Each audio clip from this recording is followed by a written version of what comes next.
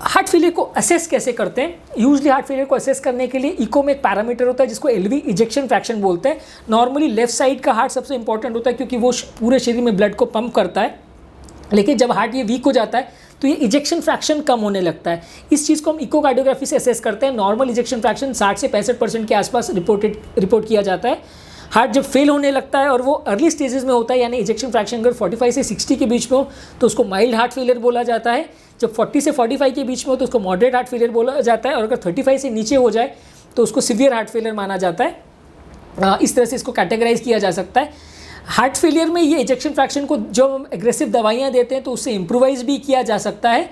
Patient की survival भी इससे इंप्रूव किया जा सकता है। ऐसा स्टडीज़ ने शो किया है कि हर 5% जो ejection fraction echo wise improve होता है उसमें मृत्यु दर अगले कुछ वर्षों में ऑलमोस्ट हाफ हो जाता है। यानी अगर 30 से 35 इजेक्शन फ्रैक्शन हो जाए तो मृत्यु दर हाफ हो जाएगा, 35 से 40 हो जाएगा तो और हाफ हो जाएगा, 40 से 45 तो और हाफ, और इसका उल्टा भी सही है कि अगर 35 से 30 हो जाएगा तो डबल, 30 से 25 हो जाएगा तो और डबल। तो हर 5% जो पंप फंक्शन में इंप्रूवमेंट होता है इसमें पेशेंट को बेनिफिट मिलता है। इजेक्शन फ्रैक्शन सिंपल मैथमेटिक्स नहीं है कि इसमें 30% मतलब 60% का एग्जैक्टली हाफ है, वैसा नहीं है।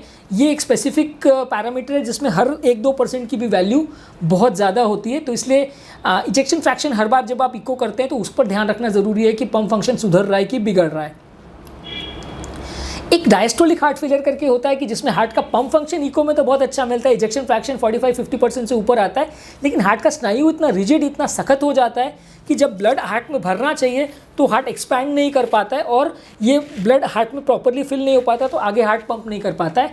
इसको डायस्टोलिक हार्ट फेलियर बोलते हैं। इसका ट्रीटमेंट यूजुअली जैसे हार्ट फेलियर का होता है ज़्यादातर दवाइयाँ ऑलमोस्ट कॉमन है। ऐसा तब सस्पेक्ट करना चाहिए जब पेशेंट को हार्ट फेलियर के सारे सिम्टम्स तो हैं, यानी चलने में सांस फूलना, छाती में भारी पड़ने लगना, धड़कन भरना, पसीना आना, ये सारे सिम्टम्स तो हैं, पाँव में सूजन आना, सिम्टम्स हैं, लेकिन आपको इको में पंप फंक्शन बिल्कुल नॉर्मल मिल रहा है, या ऐसे व्यक्ति में जिसमें रिस्क फैक्टर्स हैं जैसे कि हार्ट की नली का ब्लॉकेज है, डायबिटीज़ है, उम्र ज़्यादा है, वैल्व्स का प्रॉब्लम है, एट्रियल फिब्रिलेशन है, धबकारे का प्रॉब्लम है, इस तरह के पेशेंट्स में डायस्टोलिक हार्ट फेलियर होने का चांस ज़्यादा होता है। और ऐसे पेशेंट में भले इजेक्शन फ्रैक्शन नॉर्मल हो लेकिन हार्ट फेलियर फिर भी वैसा ही रहता है और इसमें भी मृत्यु दर काफ़ी ज़्यादा रहता है। अब हम बात करेंगे हार्ट के इस पेशेंट्स को जांच कैसे करनी है, इवैल्यूएशन कैसे करना है। सबसे पहले तो ईसीजी सबसे इजी चीज़ है। ईसीजी ज़्यादातर हर हॉस्पिटल में अवेलेबल होता है, 100-200 रुपये में हो जाता है, और इसमें बिल्कुल नॉर्मल है तो ऑलमोस्ट 70-80% रूल आउट कर सकते हैं कि पेशेंट को हार्ट फेलियर नहीं है। हाँ, हार्ट फेलियर होने पे इसमें कई बार बहुत माइल्ड चेंजेस आते हैं, पर सिर्फ ईसीजी के बेसिस पर डिफरेंशिएट कर पाना बहुत ज़्यादा मुश्किल है और ईसीजी रिलायबल नहीं है हार्ट फेलियर को असेस करने के लिए। थोड़ा असेसमेंट इससे किया जा सकता है। सबसे बेस्ट टूल असेसमेंट करने के लिए इको यानी इकोकार्डियोग्राफी, जो कि हार्ट का सोनोग्राफी है। इसमें किस तरह का हार्ट फेलियर है, हार्ट के वैल्व्स इन्वॉल्व है कि नहीं, हार्ट का पंप फंक्शन कितना है, लॉन्ग टर्म इश्यूज कितने होने वाले हैं, धबकारे का भी प्रॉब्लम वगैरह है या नहीं, काफ़ी चीज़ों को असेस किया जा सकता है। और इससे हम पेशेंट को आगे कितना सर्वाइवल का या मृत्यु का कितना चांस है उसको भी काफ़ी हद तक प्रिडिक्ट कर सकते हैं।